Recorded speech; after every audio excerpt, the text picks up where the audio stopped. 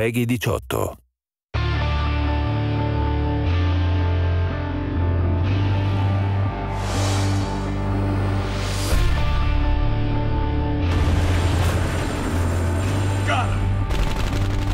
Spec Ops: The Line is a third-person military-themed shooter with a focus on a dark and mature narrative, which follows a squad of Delta Force operators into Dubai on a rescue mission.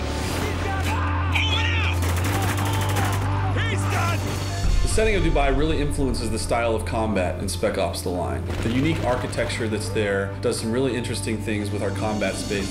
We draw a lot of inspiration of the way things were built there, like the scale is just really over the top.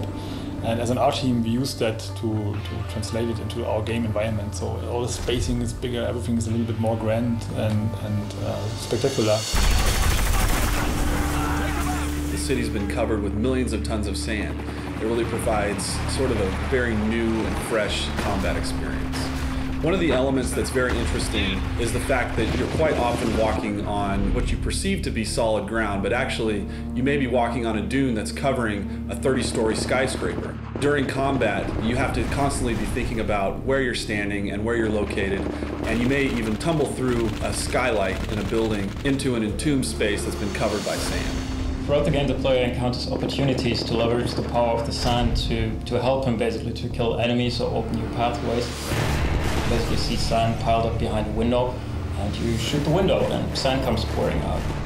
So there's a number of locations in the game where out of the narrative grew an opportunity for us to let the player make a choice. This is a test. Yes, it is.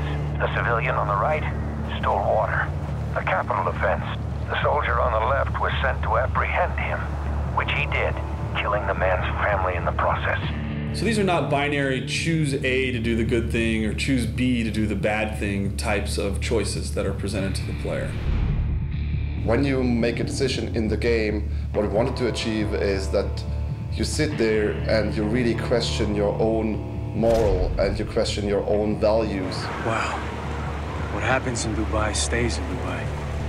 After a battle in Spec Ops: The Line, there's rarely a situation where all of the enemies are dead. They're typically laying on the battlefield, bleeding out in horrific pain and agony.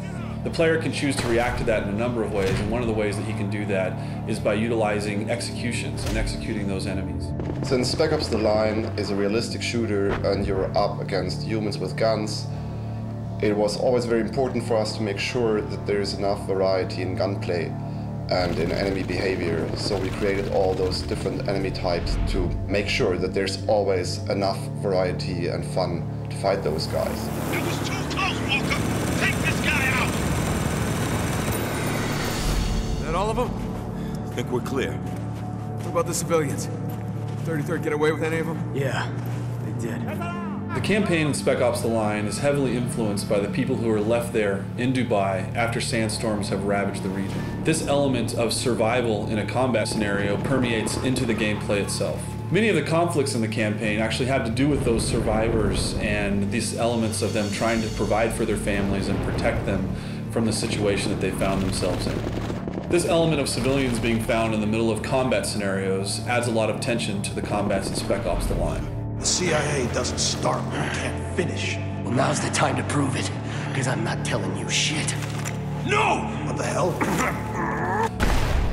What we wanted to achieve was that the player really not only makes his decisions as the character, but also as himself, as a person, as the human in front of the console. We hope that this invites players to think about what wartime scenarios are really like for the people that are trapped within their confines.